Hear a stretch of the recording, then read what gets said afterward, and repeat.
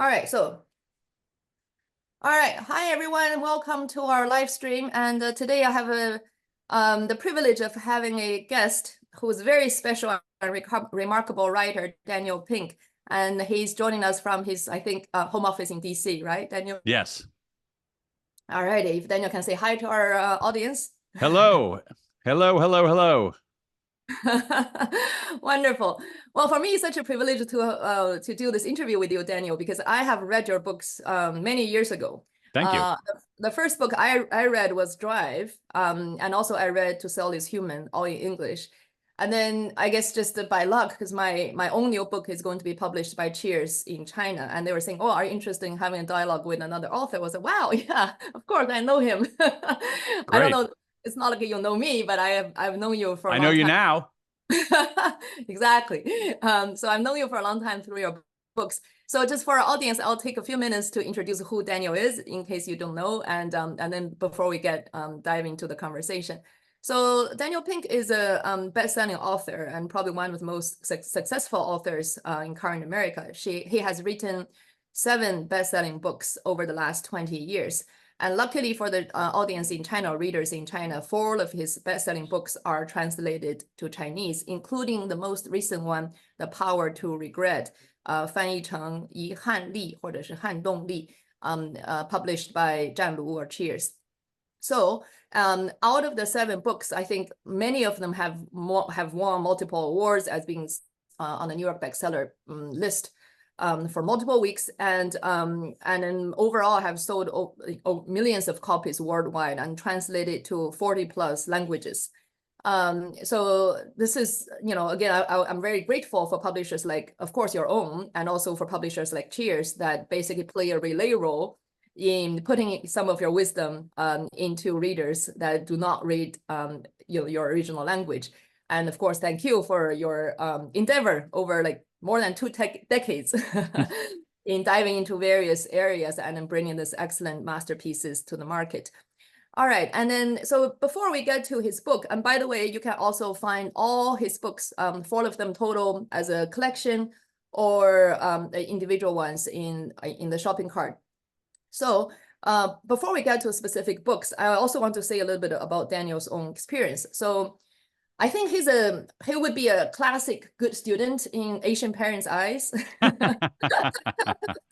That's why you should all watch this. And so he graduated with honor from his high school, and then he went to Yale. Oh no, he went to Northwestern for his undergraduate, and of course graduate with honors. And then he went to Yale Law School and he got his law degree.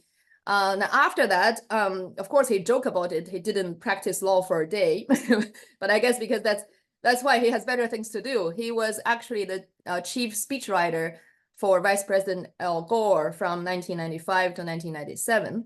And after that, actually, when he was really young, rising star, he actually chose a very different path. He actually, left this remarkable platform and became a entrepreneur or self-employed person. That's when he wrote his first book called A Nation, Free Agent Nation, and talking about the future of working for yourself. It was really interesting reading this title today because now this is a reality. But think about this is 25 years ago almost, when that was very much a new concept. And that basically have set Daniel up into a completely new journey. And that journey has brought us, as I said earlier, book after book that really brought a lot of excitement and insight and enlightenment to the readers. So let's start from there, Daniel. So you, the first, actually, I came across your TED speech when you really made fun of your Yale experience, basically implying you're like the top 90% of graduates. Tell us a bit, like how you sort of grew up and how did you take that journey, and then and in I guess in any common Asian parent's eyes, very successful, but choose to do something different afterwards. Yeah, no, thank you, and thanks to Cheers for arranging this conversation. It's an interesting question. I mean, I think that I was a kind of student, the kind of young person who would have made an Asian parent proud. I got very good grades. I was very well behaved, but at a certain point in my life, I realized that that was not the path to being happy or to actually producing good work. And I think both of those are really important. And so that's obviously a very American perspective. But I grew up in a relatively small town in the middle of the United States. It was kind of a boring place to grow up, very safe, very homogeneous, but kind of boring. And the one thing that helped me more than anything else growing up was that this was an area of America that had an excellent, excellent public library system. I spent an enormous part of my childhood in the local public libraries. They were a lifeline for me. They were a godsend for me. And had I grown up somewhere else, had I grown up in a place that didn't have this excellent public library system, I'm not sure I would have become a writer.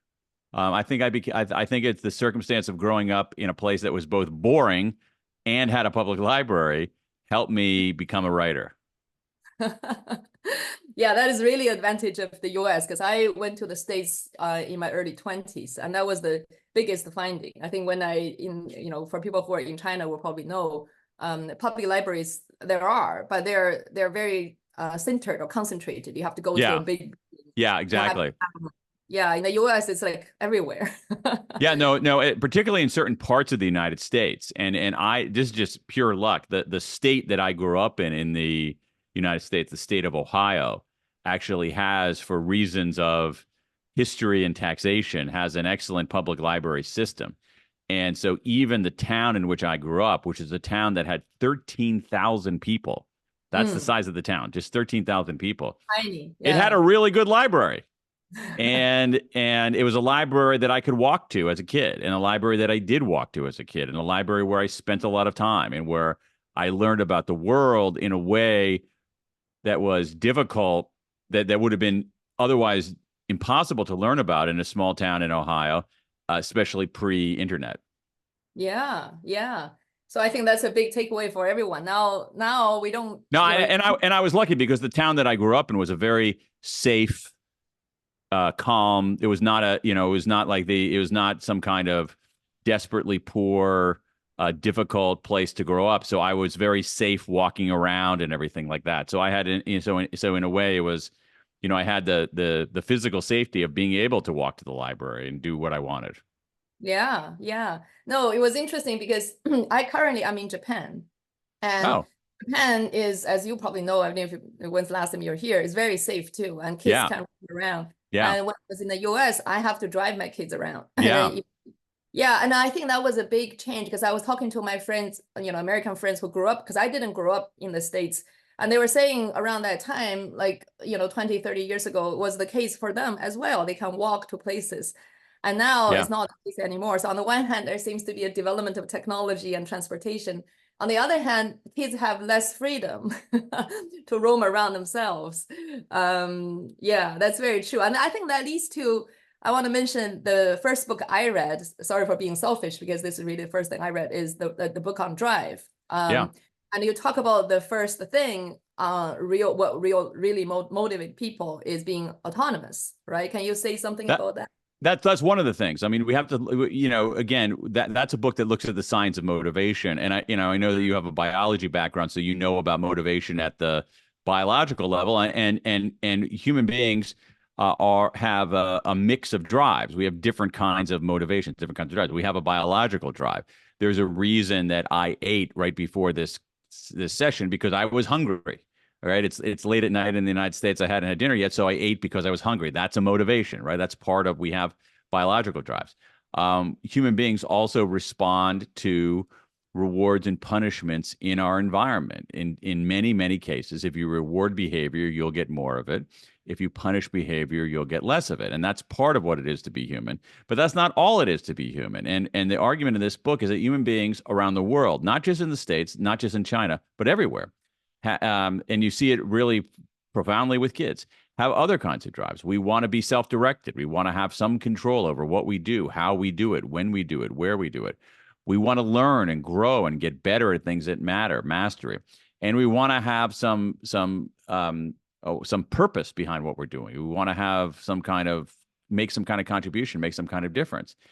And so human motivation is multifaceted, but I think in organizations, too often we stop at that second drive. We stop at that reward and punishment drive and don't account for the full dimensions of what it is to be human. And once we do that, people can work smarter, they can get more done, they can get better work done, and they can be happier. Yeah. And then that was really contradictory. I mean, I remember in your book, you talk about this example where you give people more rewards to see if they get better results. And you would think that yes, right? But actually, I think the outcome is that it's only yes for certain type of tasks. Exactly right. That's exactly right. It's exactly right. So it's nuanced. So there's certain kinds of things where if you have very simple tasks, if you offer somebody a contingent reward, that is, if you do this, then you get that. For simple tasks, that works very well. Human beings love rewards. It gets our attention, but it gets our attention in this very focused, narrow way. That's a very good frame of mind if you know exactly what you need to do. If you're following a recipe, you're following a set of rules, you're following an algorithm. It's very effective for simple tasks with short time horizons. But we have now 60 years of evidence in social psychology, in some in cognitive psychology, even some in economics, showing that for complex tasks with longer time horizons, those kinds of contingent rewards, if you do this, then you get that, don't work very well.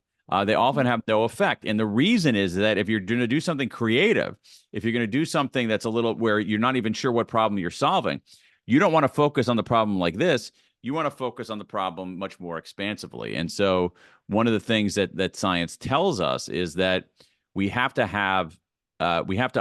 science tells us that human beings are complicated and that certain kinds of motivators work better for certain kinds of tasks.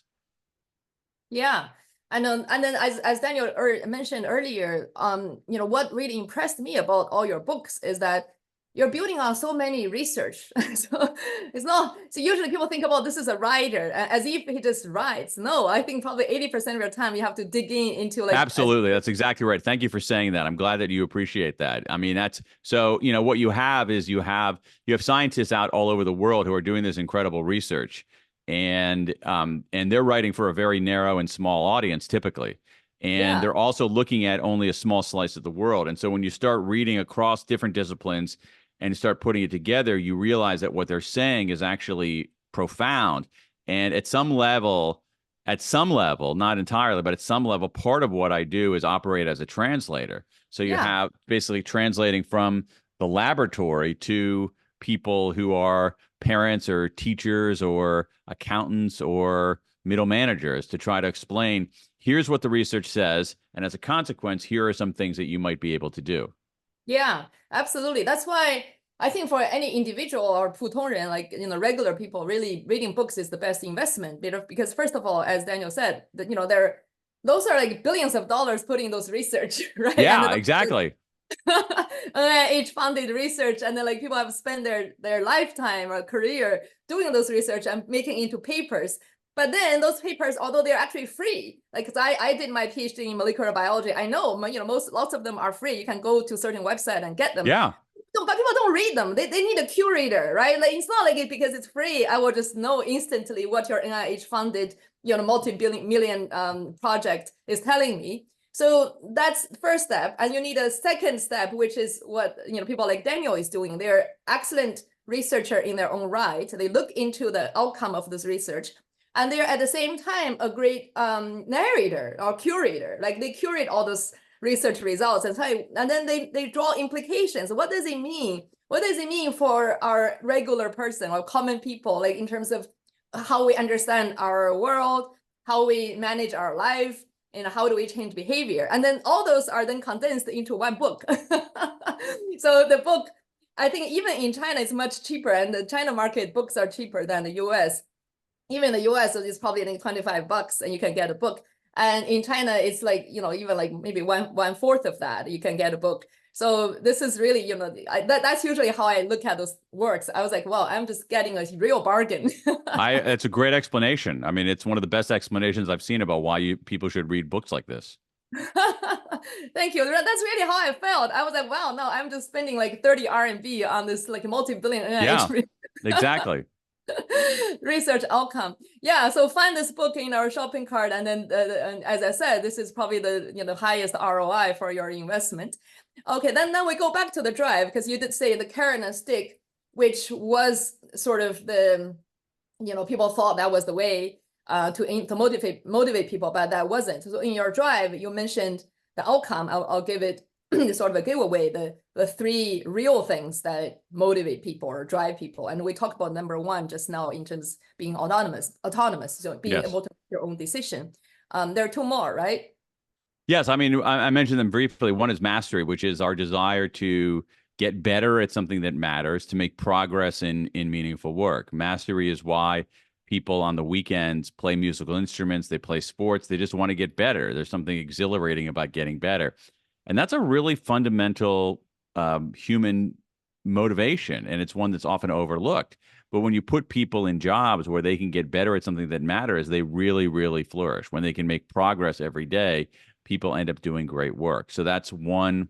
So mastery is one, and then the other one is purpose, which is, knowing how to do something is important, but knowing why you're doing it is a performance enhancer. There's a ton of evidence that when people know why they're doing something, they do it better. When they know that why they're doing something makes a difference in the world or makes a contribution to somebody else, their performance goes up. And we have lots and lots of evidence of that. And so what I'm trying to do is give especially managers a three-dimensional view of the human condition, a three-dimensional view of what really motivates people. We're not simply biological drives. We're not simply carrot and stick drives. We also have this other drive, which is our desire to control our own lives, make progress in meaningful work, and to make a difference in the world. And when we put those conditions in place, particularly in organizations, people do more work, they do better work, and they're happier. Yeah. And I wonder why, do you think those are, once people read your book, they will say, wow, this is so, it really, aligns with our intuition. That seems right? Interesting, That's kind of yeah. how people feel. But then why the sort of the mass majority of practices are not so, are more still. I think even today we see a lot of carrot and sticks. Why was that? I think for a few reasons. Number one is that they are effective for certain things. So let's say that you wanted people to stuff envelopes. You're much better off paying them for every envelope they stuff and giving them a bonus for every 200 envelopes they stuff. You will get more envelopes stuffed that way, period. There's no question about that. So it works for certain kinds of things. What's happening now around the world, in the United States and in China as well, is that less and less work is this routine, mechanical kind of work, and more of it calls on judgment, creativity, and conceptual thinking. So, but those carrot and stick rewards do work for certain kinds of tasks. They just don't work for every task. The second thing is that what's important to understand here is that as much as intrinsic motivation is an engine that drives people toward higher performance, human beings love rewards. They get our attention. And so if you dangle money in front of somebody or any kind of prize in front of somebody, they will act.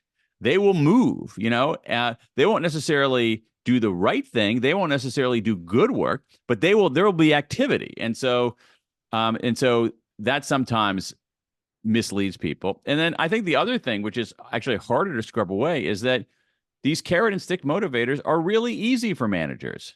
True. Rewards and punishments are really easy. If I say, if you were my employee, or more likely, if I were your employee, for you to say, well, what do we do for, how do I create a condition where Daniel is autonomous? How do I create a condition where Daniel is seeing his progress and getting feedback and making, and learning how to do something better and learning and growing and developing?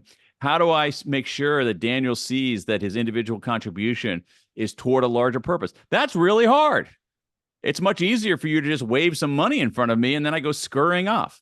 So this is the habits are very hard to extinguish.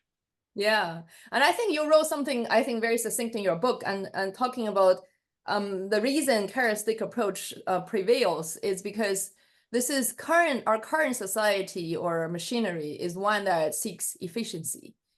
So when That's you part of it. That's part of it. And you know, and there are things that there and efficiency is important. There are things that are efficient. But my view is that a lot of the efficiencies inside, especially inside of firms, ultimately are going to be automated. That human beings aren't going to be doing the things that are all about efficiency, that those kinds of things are going to be routinized into software or AI or something like that. And what you need from human beings is judgment, discernment, creativity, and those kinds of things do not respond well to those contingent rewards. Right, indeed. And then this is a time of change. And the efficiency is part of it, as you said, but Sure. efficiency is also much better done by machines. Absolutely. Absolutely. Because you know what? Machines, here's the thing, machines and software, they don't complain about being tired. They don't complain about missing their kids. They don't complain that they're not learning. They just do what they do over and over and over and over and over and over and over again. And and that's a good thing. In some ways, that's how societies make progress. I mean, even if you look at, not all manufacturing, but a lot of manufacturing now is routinized. It's done by robots. It's not human beings turning the same screw the same way over and over on an assembly line. The human beings who are working in manufacturing are doing higher level work, and that's going to continue and continue and continue. And as human beings do higher level work, the kinds of motivators that we used in the 20th century and in the 19th century are becoming outdated. Yeah, indeed. And I think this one, from here, I want to kind of lead us to a conversation about your earlier book, the one about called A Whole New Mind. 中文叫做全新思维. It's also translated to Chinese. When I was reading that book, and also actually I saw they also have like a quasi TED speech around that time in 2006 when you're promoting that book. I had two feelings. One is that, wow, this is 2006. It's like 20 years ago. Then, like those are things that seems to be, wow, it's so long ago. But the second thing I was feeling at the same time was that all what Daniel was saying back then still holds even today. And if anything, this is a bigger problem because back then there wasn't anything like AI. Like automation is a thing, but not such a big thing. And now like this is much bigger deal. And I do recommend everybody get that book too, because I sometimes I was like, wow, this is an old book. I don't need to read an old book. I want to read a new book. But I think one thing was interesting. I was thinking, like, if I were Daniel, I wrote this book 20 years ago, almost, and it's still standing. And I think that says something about me as an author. Well, you're kind to say that. Yeah, you're kind to say that. It is, because I think when I was reading that then, because you basically talk about in that book, that was, I think the right brain, left brain thing wasn't popular yet. I think your book partially made that a popular concept around thinking about the logical brain and then the creative brain. And also like basically why this time back then, that was 2006, calls for a right brain thinking, right? So like how do we kind of tap into that? Can you say something like why you got into that book? Because this is your first major book after the Free Agent Nation, right? So that was your first major book onto a pretty general and concept. Like, what propelled you to write that book back then? I started noticing things in my own world. I started noticing people who, like a lot of these people who I called free agents, were working not in offices, but they were working in studios. I noticed that a lot of people who were in business had degrees in the arts. I had also just like the kind of the circumstance that we were talking about earlier. When I was in my 20s, I actually spent a great deal of time in India, and so I started following and even writing about some of the certainly U.S. mostly U.S., but other Western work being outsourced to India at a low cost back when that was a big that was a big deal. And again, putting the pieces together, I thought there was something pretty significant going on here.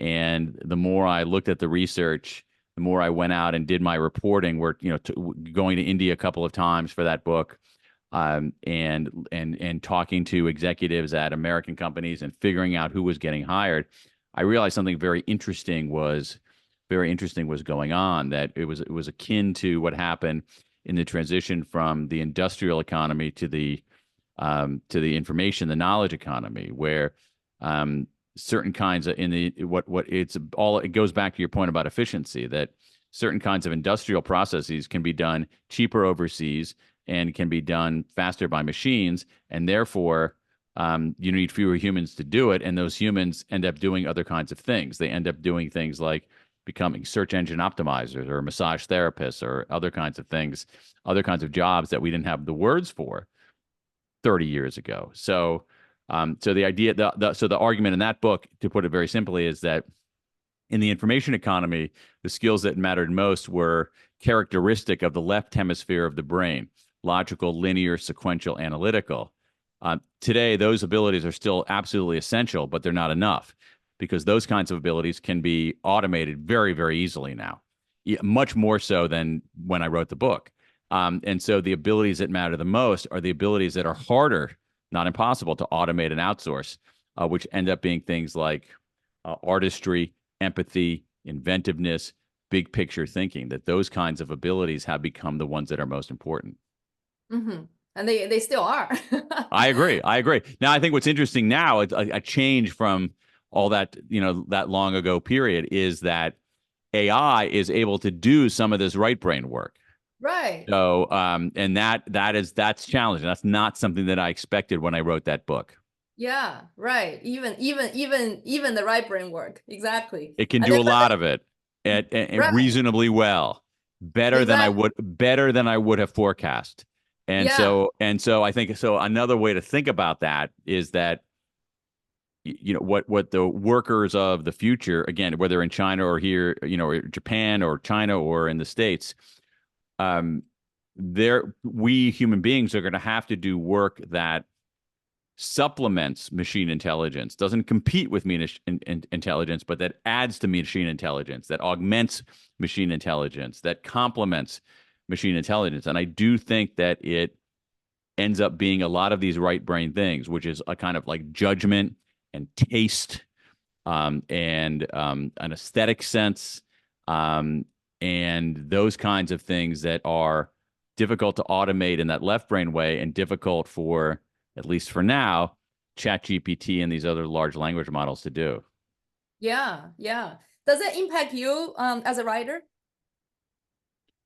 Um, I mean, I use these large language models to supplement some things that I do. So, for instance, I'll do I don't find it right now threatening. I don't think it's going to put me out of business, but maybe it will. Right now I use them, for instance, like I write an email newsletter, and so what I'll sometimes do is put the text of the email newsletter into ChatGPT or Claude and ask it to come up with, say, 10 subject lines that they thought might be good. And then I'll choose or revise one of those 10 subject lines. So what it's doing is it's generating possibilities. But this is what I was saying before. The final judgment is mine, and it depends on my having the taste to know what's good and what's not. And what typically happens is they'll generate 10 subject lines. 9 will be awful. 1 will be pretty good. And I'll look at it and use that as a starting point, and then make some edits and tweaks on that. So that's very helpful. One of the other things, the way that I use it, you mentioned all the research that I do. Right now, they actually are. Some of these large language models are pretty good at summarizing long papers. And what that does is that offers a screen for me about which papers I need to read fully and which papers I can just basically get the gist of. So that potentially saves me a huge amount of time. Yeah, yeah. No, because I was thinking about that too when I was reading your old book and then thinking about this conversation today. My sense is that as you said, I think AI in your capacity or a career, it can be more a supplementary tool for you. Yeah. And because what part of a good author a writer in your sense, that's unique, I think is the curation part we talked Yeah. about, Yeah, right? yeah, exactly. I think that's a great. I mean, what you're calling. I mean, I think we're searching for how to describe this, and in general in society, and you and I in this conversation, curation is a good word for what you're talking about. I keep coming back to the word in English, at least. I have no idea what the Chinese translation is. The word for taste, like you have to know what's good and what's not, Yeah, and that's something that I think develops over time. I yeah, tend to think that in certain domains, I have pretty good taste. But yes, that's something that I have developed over many, many years. yes. And so I think that taste and judgment and curation, I think it's a really good word here too. Those kinds of skills end up being really important. I think a challenge here is that how does one proceed through a work life or through an education to develop that? A reason I developed taste is because I spent some time doing, inelegant grunt work. And, and so, so I mean, it's akin to being a scientist. Like, like one way to help being a scientist is to be in some ways an apprentice scientist, to work as a research coordinator or as the assistant to a top researcher. And then you learn what is research, how do experiments work, how do I ask the right questions, how do I evaluate results, how do I respond to setbacks? And in doing that, you begin to do your own experiments and then begin to have the taste. So I think what concerns me a little bit is in the world of AI is that kind of low level apprenticeship that many of us have gone through no longer exists because the AI can do a lot of that kind of grunt work. Yeah. Well, that's a remarkable statement. I think that should be your next book because people underestimate how useful those low Yeah. level is. Yeah. There might be a replacement for that. I don't want to glorify those kinds of Yeah, jobs, but I yeah, do think that they serve a purpose in developing mastery. They serve in knowing what a profession is, in understanding how it all works, and ultimately being able to do your own work. So a right. lot of again, if you think about writing or art or science at the early stages, a lot of it is imitative. That is, artists, I'm going to paint like that person, or like she's painting over there. I'm a Yeah, young scientist. I'm going to do the kind of research my mentor is doing. I'm a writer. right. I'm going to write like this person over here. And you do that and you begin to develop that and you say, oh, you know what? I actually have my own approach to doing things. I have my own voice. I have my own perspective. I have my own questions. And over time, you develop that. And I think that's how taste and judgment develop. It takes some time. And without those apprenticeships at the front end, I think we need alternative ways for people to develop those skills. And ultimately, what I keep coming back to, this word taste. Absolutely. Well, thank you so much. Because I think I, of course, had a privilege of reading your books in English. And, your writing is very elegant. I think Hey, it's thanks. elegant and succinct. Yeah. And then there's no extra word. And all the choice of stories and also the choice of words you use to describe those stories are just right on. Thanks. And I have to say cheers. And then the translators did an excellent job of Good. translating into Chinese as well, so that that same taste, I think, is carried over into the Chinese translation. But this conversation we just had, I think it's there's so many gems in it. So I want to pause for a little bit to help our audience unpack. Because you first mentioned there are a few things that you talk about taste, you talk about aesthetics, you talk about sort of a sense, right, a judgment. Yeah. And I remember that was a famous educator. I'm sure there's a Western equivalent of that too, and talk about what is education. Because education is what's left after you forget about everything, all the knowledge Uh-huh. learned in school, Right. That's a right? good line. Yeah. Yeah, and then that is basically that's taste. Like I didn't know Yeah. what which algebra problem I solved. I probably can solve it again if I brush up a bit on bit. But that doesn't mean I've lost my education. So like it's really forgetting about all those things. I think what's left is taste. So Yeah. that's That's a the great point.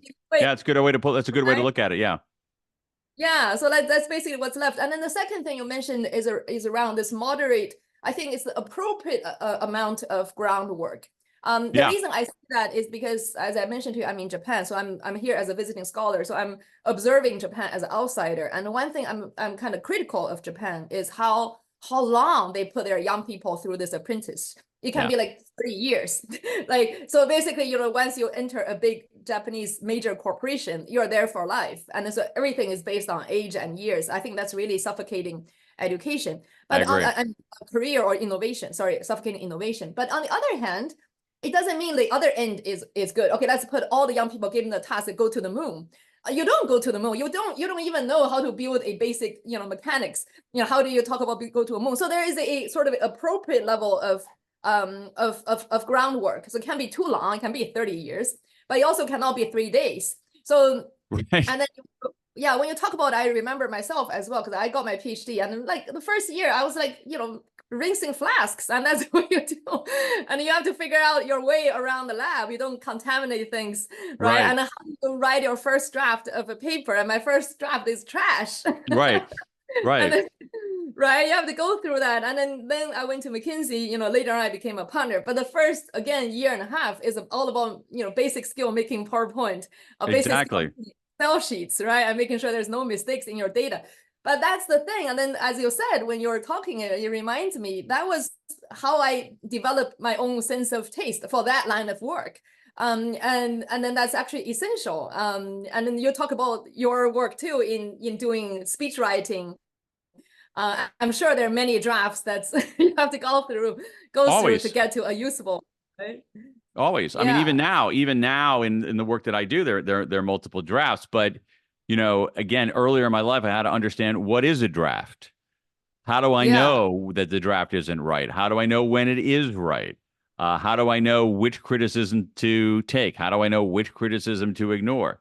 That is how people develop. That's how people learn in a profession. And so, again, I don't want to glorify that grunt work, but there is a value in it. And I think the interesting question is going to be, how do we don't necessarily have to maintain that exact way of doing things, but I do think we need something to give people that foundation.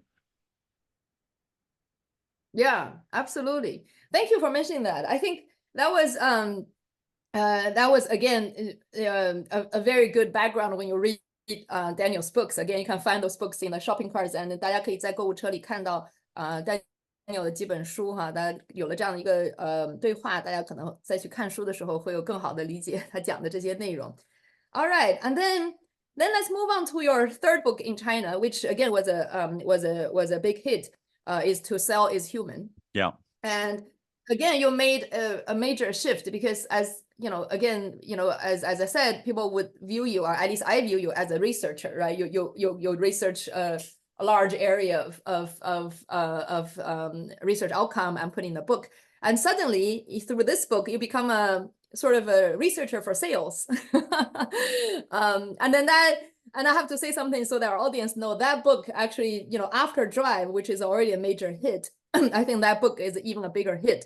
And then as a result, one of the results, I think Daniel was invited as a masterclass lecturer, specifically on the topic of sales and persuasion. But you could also say that, hey, you've never done sales for a day. You're not a car salesman. You never sold anything. So how do you respond to that? I'm selling every day. I'm selling right now. And you know, one of the arguments of, I mean, I've been selling books for 20 years. One of the arguments of that book, the two core arguments of that book, which is that if you look at what people actually do all day on the job, particularly white collar workers do all day on the job, regardless of what their title is, regardless of what is in their job description, regardless of what words are on their business card, a huge portion of what white collar workers do every day is sell. They might not be selling cars, as you're saying, or typewriters or whatever, but they're selling, they're convincing, they're persuading. They're a boss trying to get their employees to do something different or do something in a different way. They're an employee trying to get their boss to stop doing something. They are someone trying to get someone to come on their team rather than on another team. And so if you go into the guts of what people do all day on the job, a big portion of it is selling. The second big idea in that book is that most of what we know about selling, especially in a commercial setting, has come from a world of information asymmetry, where the seller had more information than the buyer. When the seller has more information than the seller can rip you off. When the seller has more information than the buyer doesn't have many choices. The buyer doesn't have a way to talk back. The seller has a big advantage. This is why we have in China, in the United States, the principle of buyer beware, caveat emptor. Buyers have to beware because the sellers have the advantage. But in the last 15 years, that information parity has changed into something closer to information. And that information asymmetry has changed into something closer to information parity. And so the catalyst for that book is that we're selling all the time, but we're doing it in this remade world. And so now the question is, how do you do it effectively and ethically? And for there, once again, we draw on the research about how to be effective in this thing that we're all doing, but we're doing on terrain that is fresh and remade. Yeah, thank you. Because I think that's a very important clarification. Because especially in Asia, especially for Asian women, people think sales or selling is a dirty word. Yeah. Same in the United States. But I think the reason for that is because of information asymmetry, because we have the experience of being buyers in a world where we're at a disadvantage. But now that has changed. The other thing is that, one of the things is if you go into the research, one of the things that you see and is that we have this, so the research gives us different ways to do things. So we have this, we have this intuition, this belief that the people who are best at sales are very strong extroverts. They're aggressive, extroverted people. And the research does not show that. The research shows that strong extroverts are not very good at sales. They talk too much, they don't listen enough, and that the people who do the very best at sales are the people in the middle. That is, they're somewhat introverted and somewhat extroverted. Those are the people who are the sales stars, not the strong extroverts. So you don't have to be that kind of, to be effective, you don't have to be this kind of classically kind of gregarious, aggressive, extroverted American male. That is actually not the recipe. The recipe is something much more nuanced. The recipe is someone a little bit introverted, a little bit extroverted. Someone who knows how to push, but also someone who knows how to hold back. Someone who knows how to make their case, but also someone who knows how to listen. Someone who can understand someone else's point of view. And so it's a very new, it's quite nuanced. And so I don't want people, especially people who are not, white American males, to think that they can't do this, when in fact that our intuitions about who's effective here are often dead wrong. Yeah. And I think you have, I want to go back a little bit before I jump on this point. When you talk about information asymmetry,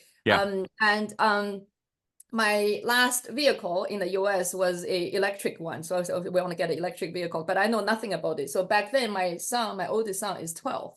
So he actually did all the research. He actually called the dealer. I love it. And when he called the dealer, because he hasn't changed his voice yet, the first thing the other person said, "Hello, how can I help you, ma'am?" So he was put off. He was, what do I say? Was it just go ahead? And they think he's your ma'am, we just go ahead. And then that's exactly, I think until you say that, I was like, exactly, that's when, so in today's world, a 12-year-old can do the research and get as much, or actually more information that I would find, because I'm not a car person. I didn't, hang out these forums, and he did. He got on, and he knows everything about the car. Exactly. He said, once the salesperson opened his mouth, I know what's the next word coming out because I know all the numbers. That's a perfect example of it. Yeah, indeed. So then that's why I was thinking why your book is so amazing, because our human beings almost have this inertia or delay in recognizing what has changed. So that information asymmetry basically has changed say 15, 20 years ago, since the boom of internet, right? Yes. But somehow our concept are still living in that era, that it hasn't caught up. So although we already are living in the world that, the fact already changed, but our concept, our mind is kind of lagging behind. And that's why books like yours or authors like yours were almost a wake up call. Hey, wake up.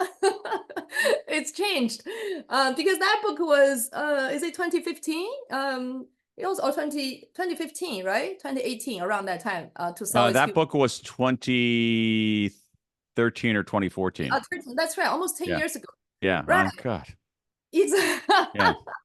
No, I think this only says how forward-looking you were, because even today, people are living in that world of, Yeah, sales is yeah, yeah. Now to be, right, I think you're making a great. I think that explanation that you gave is really astute. I mean, and it's hard for our minds to adjust. It'd be right, like if the world was operating. Imagine in a given day. Okay, it would be like there was one set of rules. Okay, um, from midnight to the morning, all afternoon, all evening, and then around 11:55 p.m. the rules all changed.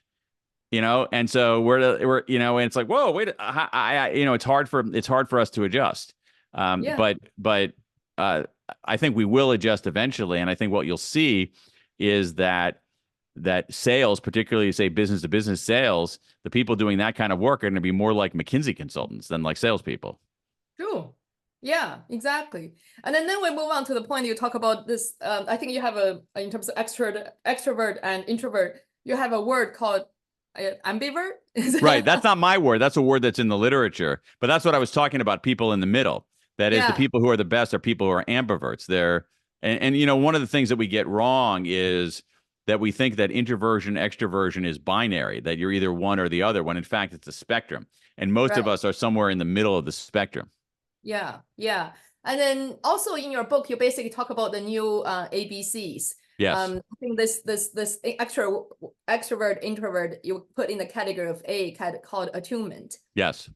and then there's also B called buoyancy, and the Yes. C clarity. Um, uh, I'll give you I'll have you say more about it, but I want to say that before you speak is that because when I was reading those, I was like, wow, this is far more than sales. This is like everything about how you interact with people, right? Exactly. Thank you. You're exactly. Yeah. So share with us like ABC, like what's attunement? And then attunement you I talk mean, that's why the book is called To Sell is Human. It's part of human, what human right? beings do. It's part of who we are. You and I Yeah, are both parents. So let's talk about the attunement. So attunement is perspective taking. Can you get out of your own head and see things from someone else's point of view? yeah, We don't have a lot of power to force people to do things. So what's more effective is understanding where they're coming from, seeing their point of view, and finding common ground. That's yeah, something that's important in sales, but it's something that you and I want our kids to be able to do too, right, as right. human beings. Um, Exactly. Buoyancy, I come up with the word buoyancy, is that one of the people who I interviewed, one of the salespeople I interviewed for that book, talked about when he was selling. He says, every day I face an ocean of rejection, and so buoyancy is, how do you stay afloat in that ocean of rejection? And dealing with rejection is something that you need to be able to do to sell effectively, but it's also part of the human condition. And you don't want people, our kids or ourselves, to be brought down by rejection. You want them to be able to stay afloat in that rejection. And then finally, clarity. Clarity has two dimensions, one of which you've mentioned briefly before, which is that in the old days, how do you develop expertise? Expertise in many ways was defined by having access to information that no one else had. So a physician or a lawyer had access to information that no one else could get. That's what made them an expert. But now everybody has the information. And so what matters more than accessing information is being able to use your word, curate information, make sense of information, say this is valuable information, the rest is nonsense. And then the other thing, again, in AI is accelerating this, is a move from the skill of problem solving to the skill of problem finding. Hmm. Today, if like say in sales, if your customer or your prospect knows precisely what its problem is, they don't need you very much. They can find the answer on their own. Where Hmm. you're more valuable is if they don't know what their problem is, or as is often the case, they're wrong about their problem. And so being able to know the right problem to solve is actually more valuable today. Yeah. Um, and so, I mean, this you see a little bit, you see an echo of this with AI and prompting. Prompting is in some ways knowing the right question to ask, not Hmm. necessarily not necessarily solving a problem, but knowing the right problem to solve. And so all these things together are what sales is today. But as you're suggesting, it's also what a lot of work is today. And to go even further, it's also what we want our kids to do. We want our Yeah. kids to be able to understand people's perspective, deal with rejection, deal with the mess of information and separate the signal from the noise in the information, and have not only good problem solving skills, but a good problem finding skills. Yeah, excellent. And then that's why I really recommend this book, not only for if you think you're doing a classic sales job, Yeah. but for anyone, because I don't know this fact about China. If you look at the biggest sort of Amazon equivalent platform in China, majority of the small business owners are female. Oh, interesting. Lots of them are basically stay-home moms, and then selling something online. Yeah, So interesting. actually, this is so like in fact, this stereotype of salesperson is already not true. But there are a lot. Many moms are sellers. You have to sell, literally in this sense. But also, as you said, when you're a parent, in essence, what you're doing is to sell too. Absolutely. Or you're a teacher, or you're a physician, or anything. Again, the initial pitch for this book was I wanted to write a sales book for people who would never read a sales book. There you go. Indeed. Well, you definitely succeeded with me. So thank you. I hope everyone will enjoy it. And I want to go back to the point. I wanted to write a sales book that a molecular biologist turned management consultant would read. Right on, checked. Yeah, then I want to go back to the point you talk about parenting. What's so interesting when you talk about attunement, one thing really struck me when you talk about attunement is this whole thing about power position. And power position, I think, was a typical, I think, again, maybe for the Chinese audience, not that familiar, but I think for the typical sort of a used car salesperson, it's usually a middle-aged man who's very have a strong mind, like very persuasive, want to drag you in. So that's the typical message. But you were saying that we need to have a lower, in order to attune, the first thing you need to do is to lower your power position, because if you're overpowering someone, you don't have to attune, right? Because you have monopoly of the situation. People exactly. And then that really echoed so much with me on parenting, because even for let's say, an Asian woman, like in the typical, at least in American sense, they are not a strong hand in the society. But even for, the so-called, weak profile, when you are at home with your children, you're definitely in the upper hand. You're the power dominator, right? So I think as a parent, to lower your power status in order to attune for your children is actually fundamentally essential for parenting success. And I that's agree. also actually covered, right? Yeah, and because one of the reason I have the privilege of talking to you is my new book is coming out, and then my book, the Chinese title is basically a parenting where you can still laugh. Well, I don't know, I need a better English words for it, but basically saying that I think most Asian parents, maybe all parents too, find parenting such a daunting, anxious, and draining task. Right? So you feel like, oh, I'm like toiling every day, everything I have to learn. So maybe at the end of the day, yes, if your parents are definitely very proud of you, successful, you went to like Northwestern and Yale. But let's say, even if that was the outcome, first of all, not everyone can achieve that. Let's say, even if you achieve that, if the cost of that is like no laughter at home, like everybody is very bitter and hardworking, and that's very typical Asian mindset as well. Education is about drill, education is about hardship. Then what's the point? And then that was saying, so that's why in that book I was saying things we need to understand: childhood, how children think, how children behave. And then very importantly is basically your point mentioned in this attunement, is that how can we consciously and sort of put ourselves down. And that's very hard, because if you don't, nobody's going to ask you. Your kids are so much weaker than you, right? So I wonder, you have 3 children, they are now grown, but during the 20 years you're writing, all your bestseller books, that's the 20 years where your children grew up. Did you use this attunement with your children? I think so. I tried to a little bit. I mean, not going overboard. I mean, one of the it ties into the motivation too. When people have their own reasons for doing something, they're more likely to do it. They're more likely to believe in it. They're more likely to do it well. So encouraging, at least I tried, greater autonomy, greater self-direction, a greater sense of purpose. You know, people don't like being controlled. And kids don't like being controlled. Adults don't like being controlled. And so typically, you know, in my view, the way to understand autonomy is to think about its opposite, which is control. And so much of control, you know, when one human being or one set of human beings tries to control another human being or another set of human beings, there are typically two responses. There's compliance. So people do exactly what they're supposed to do, exactly the way you're supposed to do it. I didn't want to have compliant kids because I think that sacrifices some of their humanity and some of their potential to contribute to the world. The other one is defiance, where and I didn't want to have defiance. I don't think defiance is a great attribute either.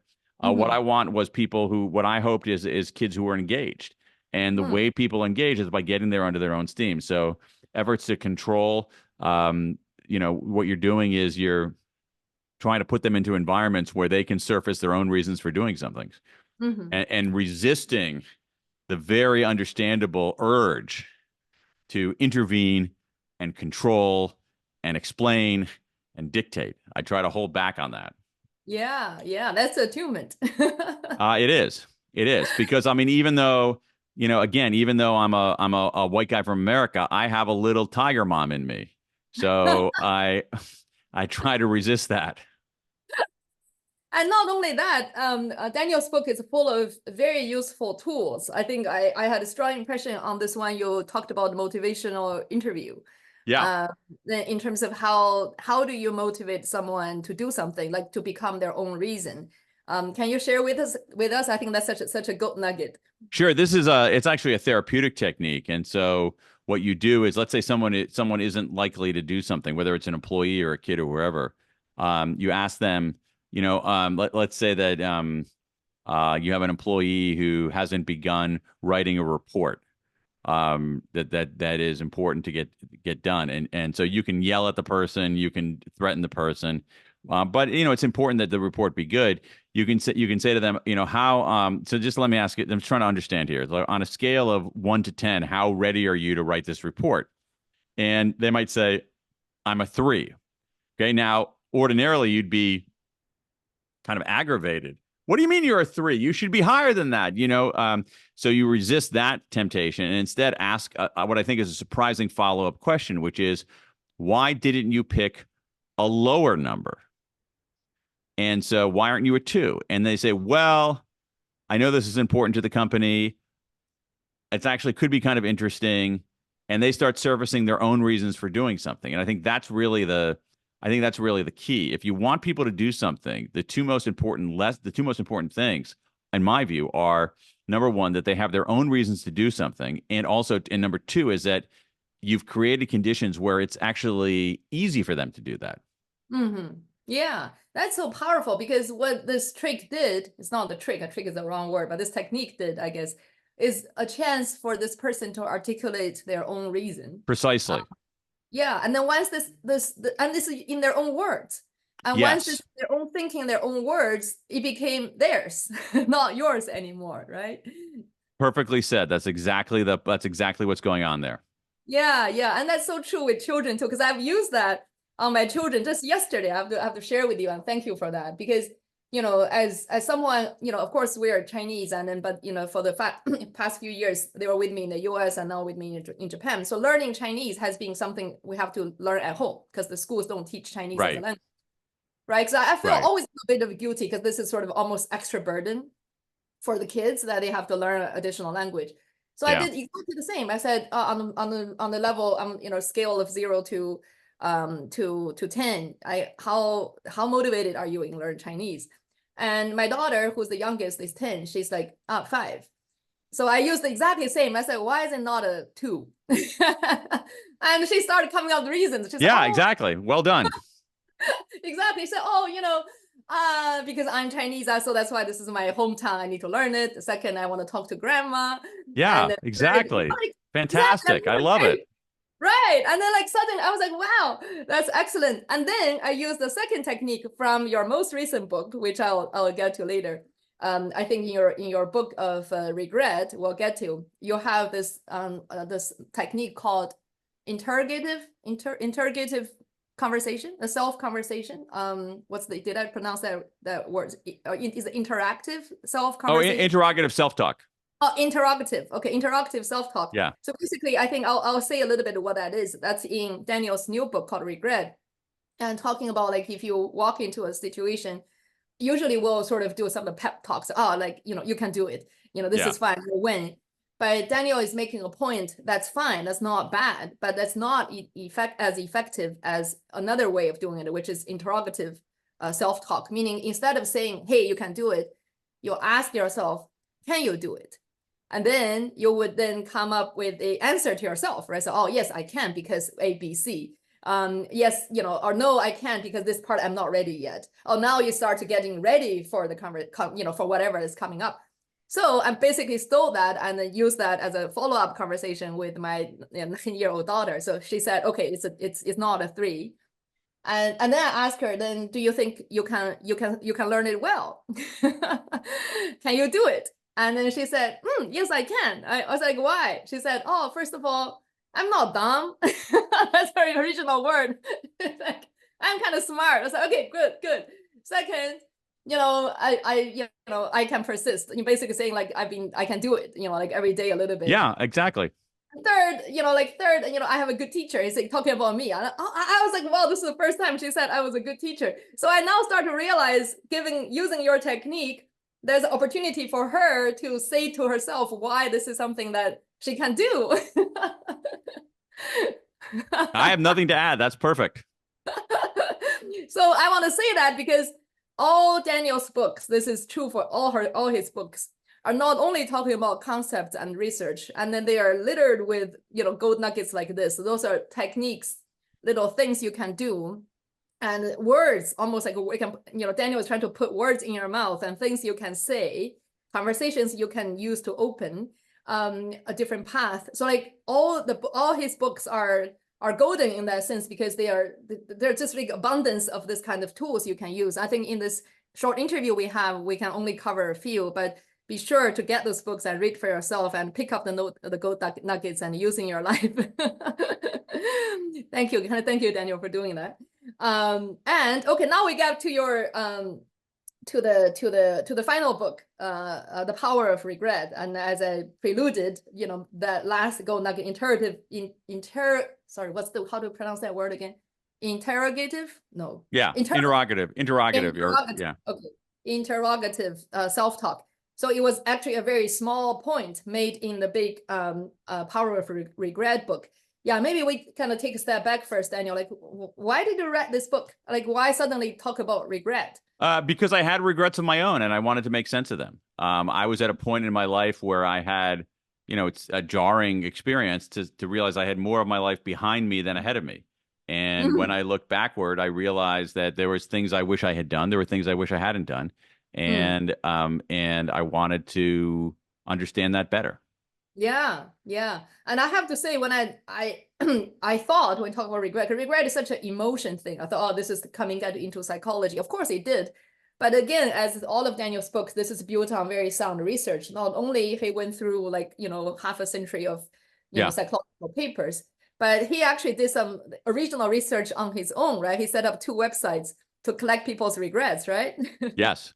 I established something called the World Regret Survey, where we've collected regrets from all over the world. We now have a database of over 26,000 regrets from people in 134 134 countries at this point. I think is where we're at. We're just adding a few of the very, very, very small countries at this point. We have quite a number in China as well. Right. And then if people want to know, you can just if you just use, any search engine to find a World Regret Survey, you can find just go to worldregretsurvey.com or just put it into a search engine. Yeah. So you can add your regret. You can click on our interactive map and see some of the most recent regrets in a particular country or in a particular U.S. state or Canadian province. Yeah. No, I've done my homework, Daniel. I've gone to the website and then find China. And I read a few. I'll read it to you because this is translated to Chinese. This one is a male, China, aged 62.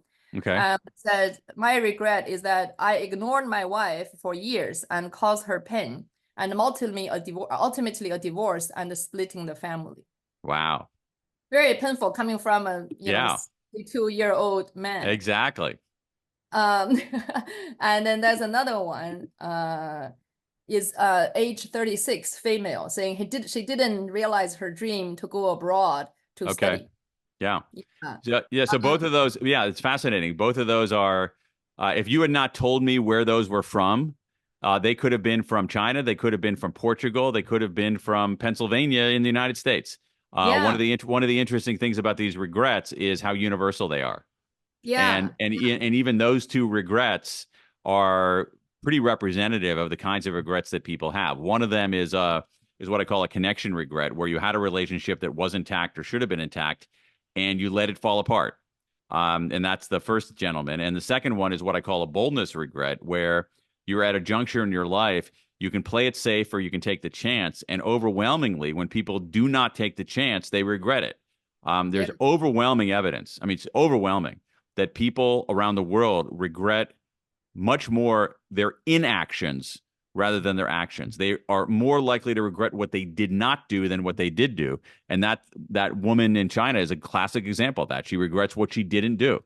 Yeah. Yeah. And I think the book is remarkable in the way it categorized as what Daniel just alluded to, regrets on a deeper level, because usually people would say, oh, my regrets is about my education or my Right, career, exactly. right? Or my marriage. So like you categorize almost by content, like different arena of or different chapter of your life. But you have done something much more fundamental, as you alluded to. There, you categorize into four deeper reasons. Right. You call it boldness. That's the one you call it. Like, I'm not bold enough. Right, Some right. And that can be, thank you for saying that. I'm glad you picked up on that. And so for boldness is a good example of that. So if you have a regret, like that woman, I didn't travel, but you also have, so that we can say that is like a personal regret. If you have a regret, I didn't always wanted to start a business, but I never did because I was too scared. That's like a career regret.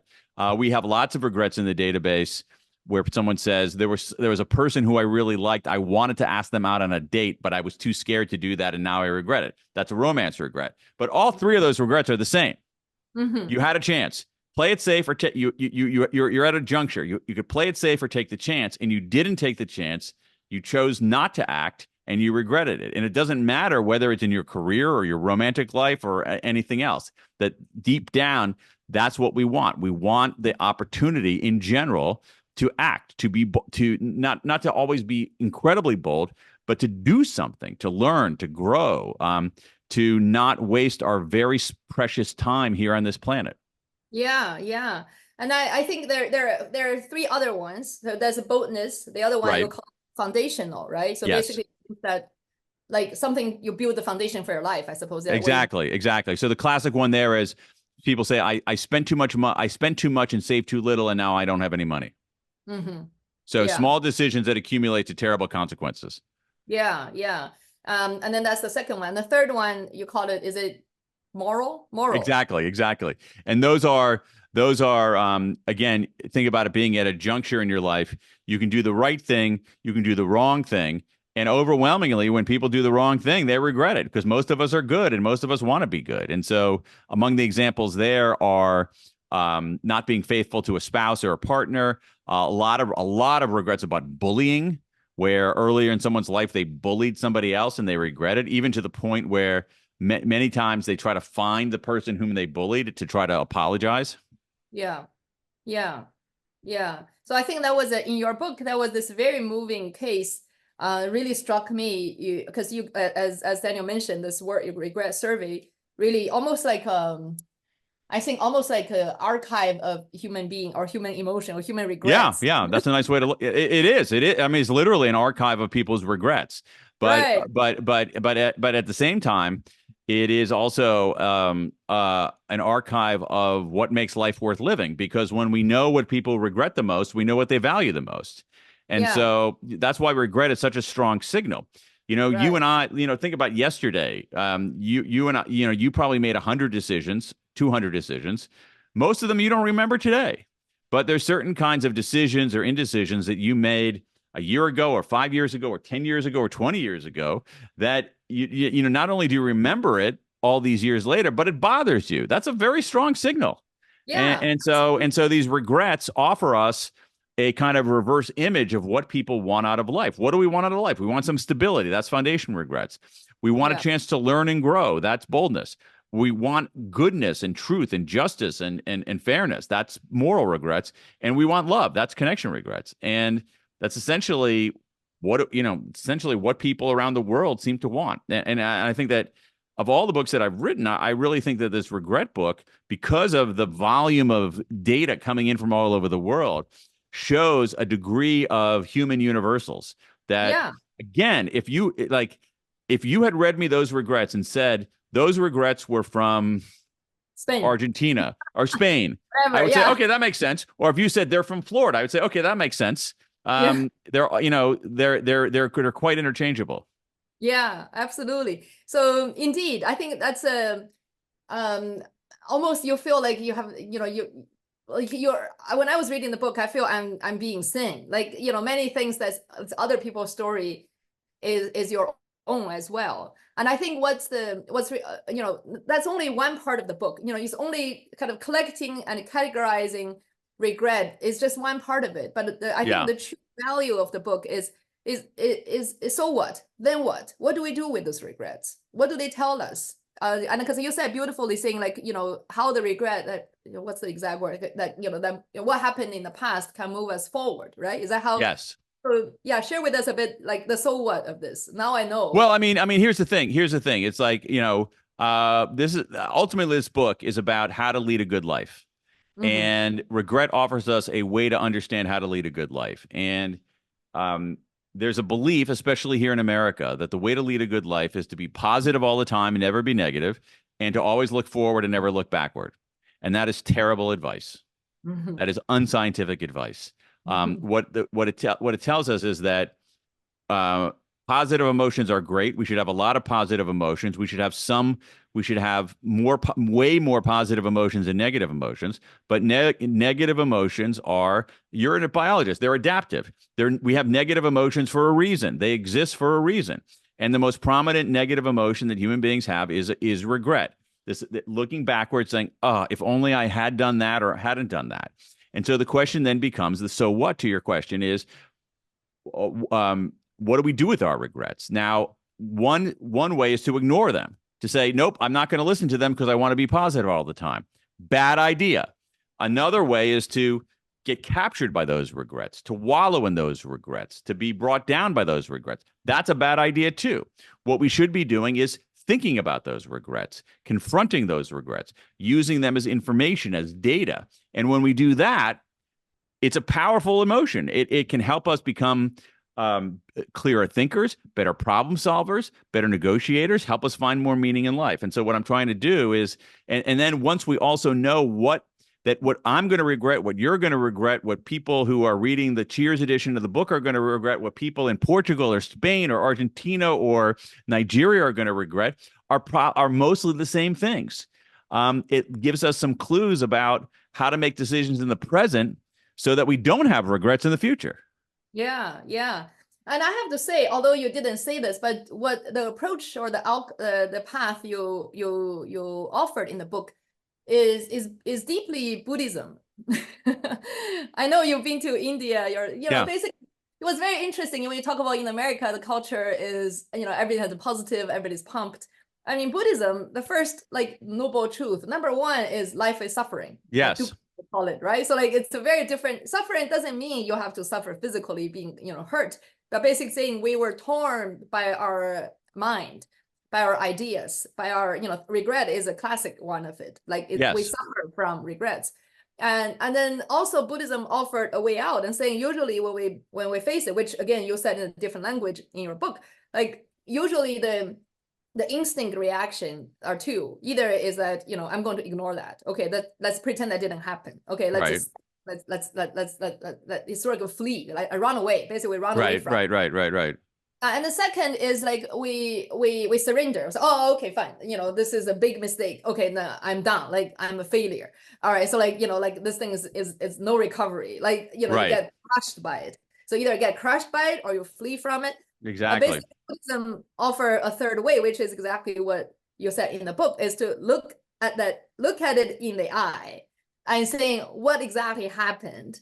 Can I have the courage of facing it and analyzing it and dissecting it and then learn from it and make sure it doesn't happen again, or or even if it happens again, it's fine, let's do that again. Like until we kind of make peace with it going forward. So I when I was reading it, I was like, it's like that's what you said, it transcends culture or times. Is this how we deal with ourselves at the end of the day, right? Exactly. And I think you make a very astute point about Buddhism and more broadly that many religious traditions around the world offer ways to deal with regret and deal with negative emotions. I mean, every religious, it's secular society that often is overly positive and doesn't give us rituals and sense-making techniques to deal with these negative emotions. So every religious tradition has a grief ritual. There's no question about that. Yeah. But even on regret, you mentioned the Buddhist principle that human existence is suffering. But if you look at Western religions, Catholicism has the practice of a confession where you confess your sin, you confess your regret, and then you're exonerated, you're expiated from that sin, and you do things to either to make amends or to live a better life going forward. Judaism has a day in the calendar where you atone for your sins, where you acknowledge your mistakes and your wrongdoing, and you atone to God for that. And so a lot of religious traditions have ways to deal with this fundamental human emotion. But in secular society, we often don't. And I think that's a mistake. When there are science-based ways to contend with regret, to make sense of it, to draw lessons from it, and use those lessons to guide us going forward. Yeah, no, exactly. Because as you said, I think in secular society, we see regret or confession almost as a sign of weakness. Yes. Right. Great point. But rather it's a sign of strength if we can transform it. But it's a sign of strength. It's a sign of intellectual strength. It's a sign of emotional strength. And the real strength comes not only from experiencing the regret, but not being brought down by it, and to use it as a signal, to use it as information, to use it as data to lead the rest of your life. When we do that, it's a powerful emotion for making progress. Yeah, absolutely. Because I think I want to quote one of the regrets in your book again for our readers. If you buy the book, you will read it yourself. There are many examples like that. I think it was a 71-year-old woman from New Jersey, and talking about her regret is that when she was young, she used to get money from her mother to go to a convenience store. And every time she would basically pick up a few candy without paying, shoplifting basically. And she said she's been regretting that for 60 years. Yeah, I know. It's crazy. I mean, it's amazing, isn't it? Yeah, I know. Like basically that means she wear it for the rest of her life. Why I want to share that story, I need to make a confession. And this would have been embarrassing, but after reading your book, I was like, wow, I've actually transformed it already.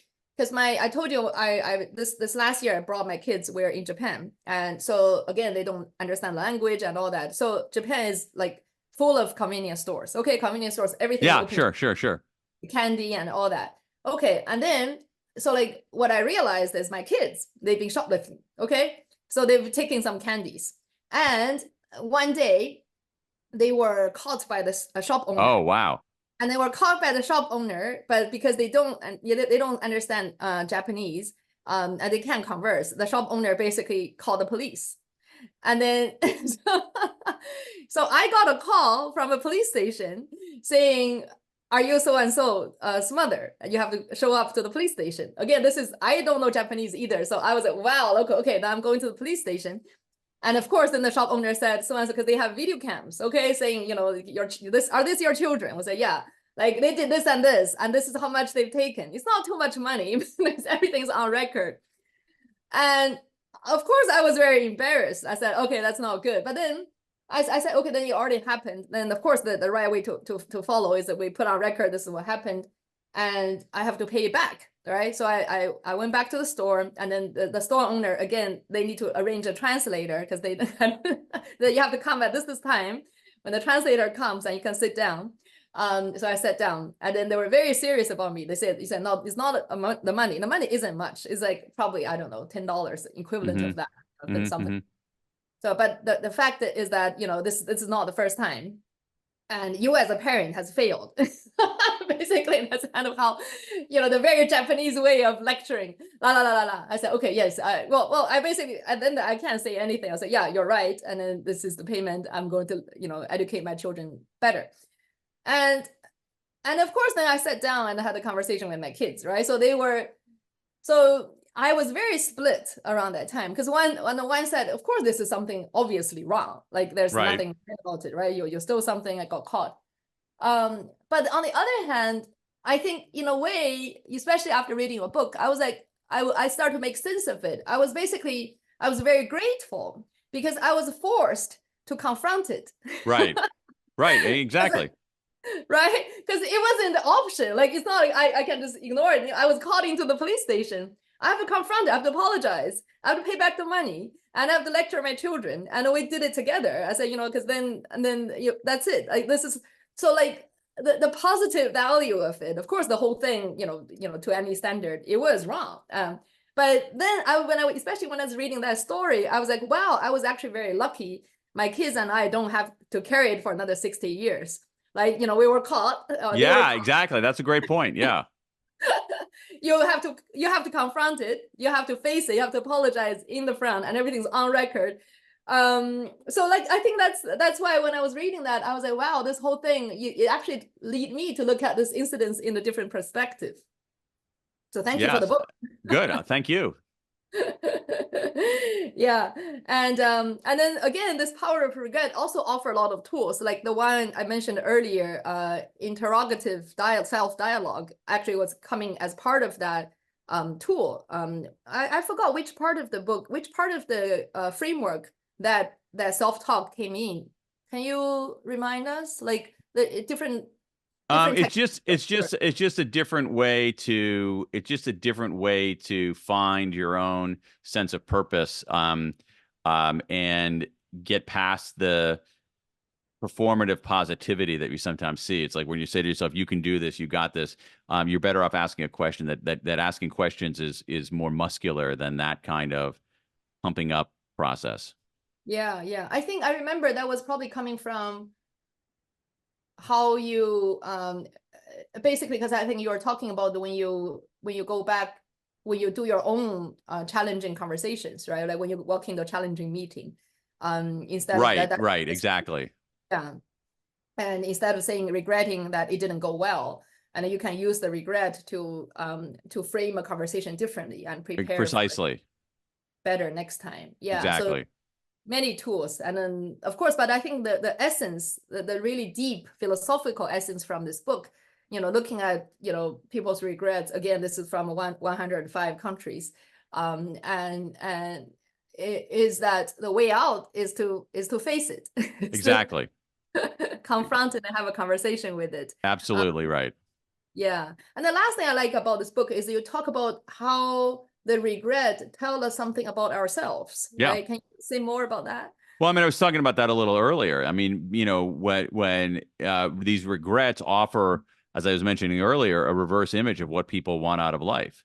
The reason we have foundation regrets is that we care about stability. The reason we have boldness regrets is we care about learning and growth and not wasting our time on earth. The reason we have moral regrets is because we care about goodness. The reason we have connection regrets is that we value love. And so to your point, when we confront this negative emotion, we learn from it. And when we learn from it and draw lessons from it, it can be a guide to finding a path to a life well lived. Yeah. Thank you. Well, again, so all 4 of Daniel's books are in Chinese, are available. 大家在购物车可以看到他的4本书都是湛卢出版，他们翻译成中文的，所以大家可以在购物车里看到他所有的4本书的合集，也可以单本的购买，每一本书都是非常宝贵的一些思想和方法。All right, Daniel. So I think a few last, hopefully more like lighthearted questions. Okay. One is as a parent, you're a dad, and then you're, I guess you're almost, in many younger parents' eyes, you're almost through, right? So two of your kids have graduated from college. The other one is in college now. If you look back as your experience as a dad, how would you rate yourself from a scale of 0 to 10?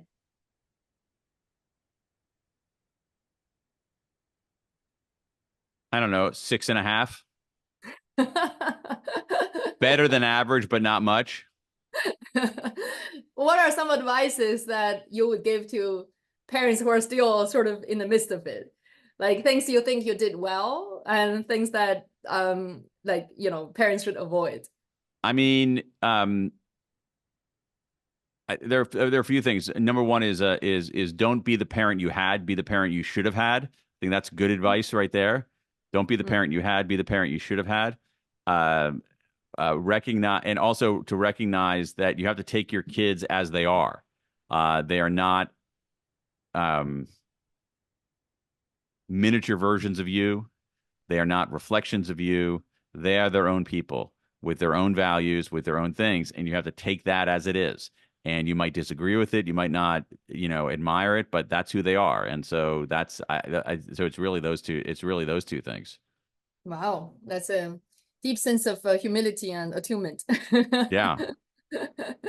All right, and then next and last question. Like, I wonder, do you have a next book project in mind? What would you be writing about? I don't have a next book project in mind. I am doing some other I'm actually doing a little bit of dramatic writing just to use some new muscles.